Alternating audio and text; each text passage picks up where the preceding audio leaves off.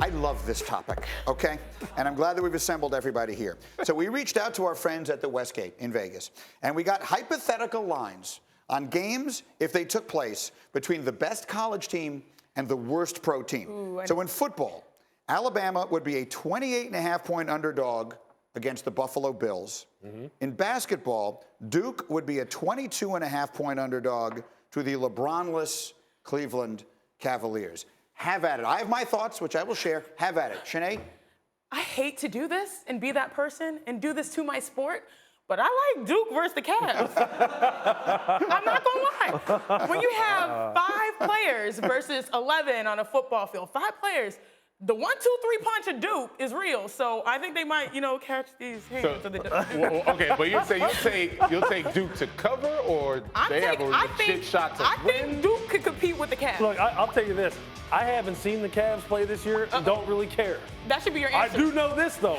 I watched Duke the other night, and I was sitting there on my couch going, oh, my God. Where are they getting? I mean, this is Zion Williamson. I'm going, how do you have a guy who's 6'8", 270 pounds, whatever, have a 45-plus inch vertical? That's not human. When Zion is the second best player on the floor, exactly. That's a problem. Exactly. That's a problem. Yeah. What you got? Well, I'm just saying that was just basketball. Let me give you Alabama against Buffalo. 28.5 points.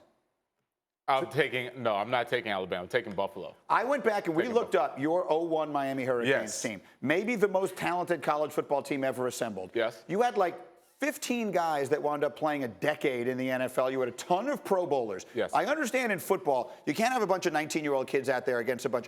But if you were to somehow pick up this current Alabama roster and then play that game 5 years later, I think they would beat the Bills and a lot of other teams in the NFL. Oh, you mean play the game 5 years later after they have matured 5 more years? Look, I grant you. Okay, no, I see what you're saying, though. So you're saying pick up this current roster. Right.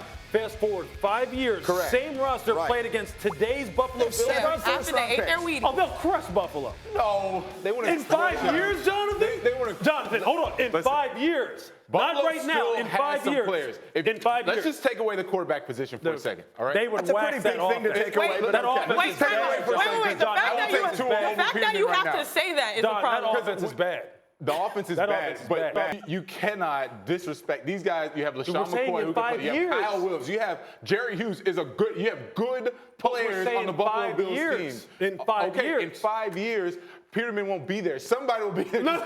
Give me somebody quarterback. You're saying today's Buffalo roster versus 5 years from now's Alabama roster, they're whooping them. I'm just telling you. Alabama has 7 first-round picks on their team, and that does not include the quarterback who's going to win the Heisman. Come on now. Who is going to be the first pick in the draft. Because look, if you had said present day, if you said Alabama right now versus Buffalo, it's a wrap. But in 5 years? In 5 years, you're going to have maybe 2 Pro Bowlers from that Bama roster.